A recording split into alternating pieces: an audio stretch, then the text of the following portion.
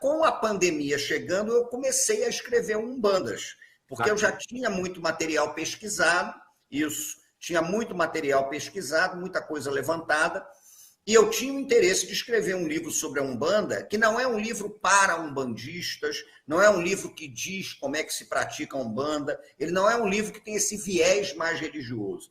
Ele é um livro, na verdade, que tenta pensar o Brasil a partir das umbandas. Como o Maracanã é um livro que tenta pensar o Brasil a partir do futebol. Né? Então, eu engatei um no outro. Porque chega a pandemia, a gente vai fazer o quê? E eu realmente vou fazer um parêntese. Você também lançou um livro infantil em meio a isso. Lancei um livro chamado Ogum, o Senhor das Ferramentas. Entre um e outro?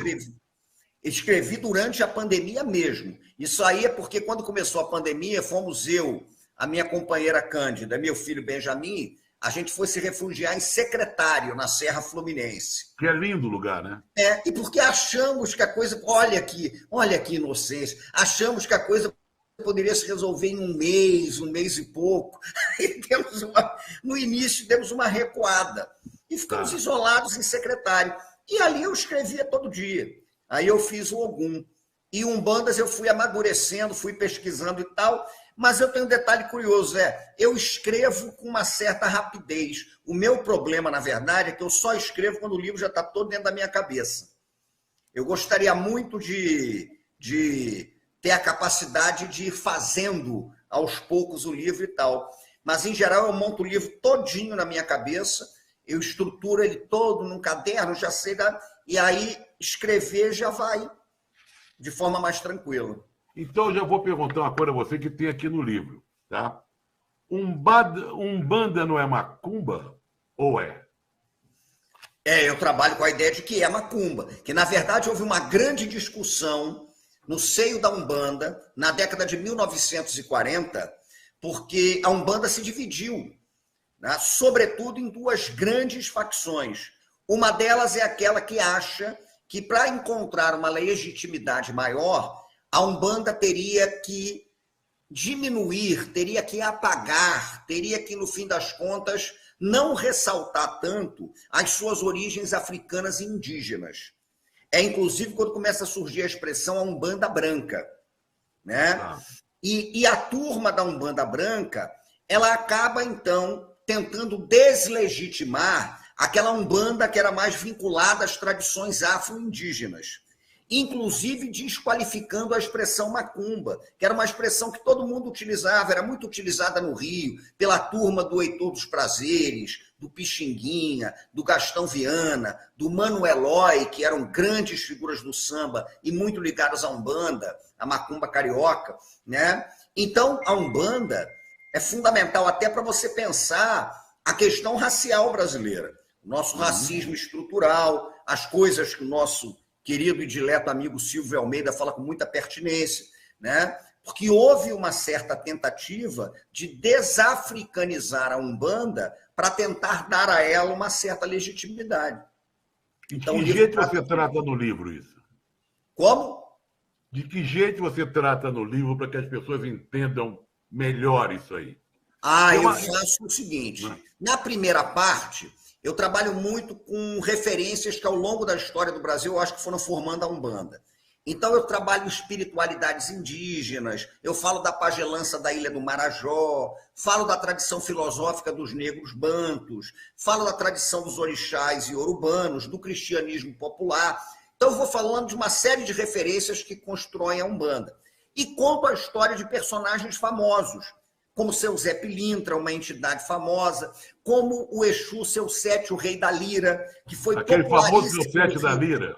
Seu Sete da lira, que era a bolinha ali vermelha com o sete no meio. Seu Sete da lira que chegou aí no Chacrinha, no Flávio Cavalcante. Eu conto no livro, tem um capítulo sobre o seu Sete da lira, então eu falo do seu Sete igual Chacrinha, chacretes, incorporando pombagiras, né? Um fuzuê na cidade, desgraçado.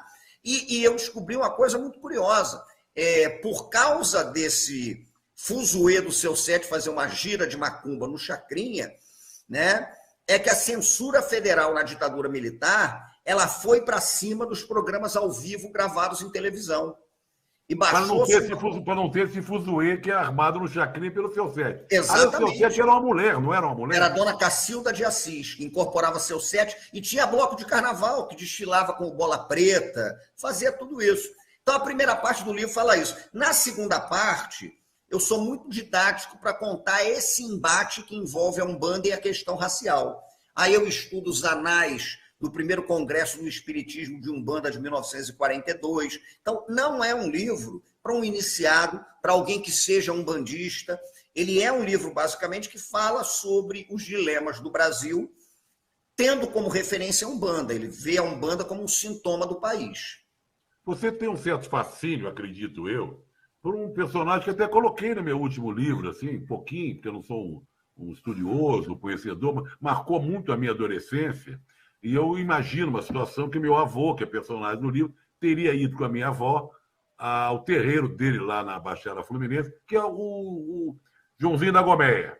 Falo dele, ele aparece no Umbanda. E você sempre cita Joãozinho da Gomeia, que aliás não é samba enredo de carnaval, ou foi? Foi enredo do Grande Rio, da Grande Rio de Duque de Caxias, e é uma figura extraordinária, porque seu Joãozinho da Gomeia, ele era tudo. Seu Joãozinho da Gomeia era pai de santo, ele era ligado a uma linha do candomblé, que é um pouco diferente daquele candomblé tradicional nagô baiano, que é o candomblé de caboclo, o candomblé de Angola, como a gente costuma dizer. Ele foi um grande carnavalesco, foi um grande carnavalesco. Ele se vestia de mulher, não?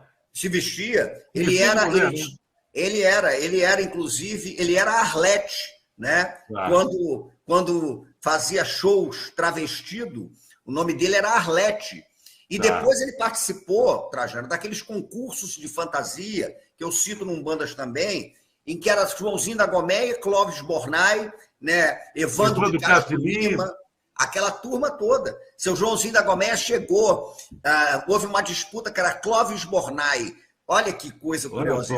Clóvis Bornai, de Nabucodonosor e os Jardins Suspensos da Babilônia, e Joãozinho da Gomeia, de Ramsés II. Você imagina como é que a Umbanda via a participação do Joãozinho nesses desfiles? De uma forma muito polêmica, porque o Joãozinho, ele incomodava exatamente por conta disso. Joãozinho talvez tenha sido a primeira figura pop da história do candomblé e da Umbanda. E era curioso, porque os umbandistas gostavam de acusá-lo de ser do candomblé. E eu encontrei documento de turma do candomblé acusando seu Joãozinho de ser da Umbanda. Exatamente porque ele era uma figura tão fascinante que ele gerava esse desconforto, né? Então, o pessoal ficava meio assim. Ele gravou LP, ele fez tudo isso, foi destaque de escola de samba, desfilou no Império Serrano, no Império da Tijuca. Então, era uma figura extraordinária, com um terreiro que batia em Duque de Caxias, que era um negócio assombroso, né? Mas era maravilhoso. Eu acho que esse terreiro até hoje não está sendo tombado, não tem alguma coisa em relação ao terreiro? Hoje tem um trabalho de recuperação, tem um trabalho, inclusive, ligado à turma da história, da antropologia, da arqueologia, que está fazendo ali escavações e não sei o que e tal, na Gomeia, porque é considerado um sítio arqueológico muito importante da história das religiões afro-brasileiras.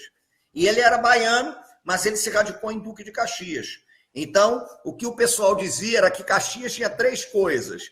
Caxias tinha Reduc, a refinaria, Tenório Cavalcante, não sei se a turma que está assistindo o programa conhece, e Joãozinho da Gomeia. Né? Que trio, hein? Que trio. Tenório Cavalcante, você pode até dizer quem era aí para o pessoal. Que talvez o Tenório era o rei dali de Duque de Caxias. Tem até um filme que mostra, que o Zé Vilker fez o Tenório. O Homem da Capa Preta. Ele foi candidato a governador do Rio de Janeiro, era deputado federal, e ia para o Congresso com uma metralhadora que ele chamava de Lourdinha, debaixo de uma capa preta. Né? E teve um episódio também com o Flávio Cavalcante na casa dele. Jogou o Flávio Cavalcante dentro de uma piscina. Porque tinha uma piscina dentro da casa dele, né? Na casa dele. Flávio Cavalcante fazendo uma entrevista ao vivo com ele.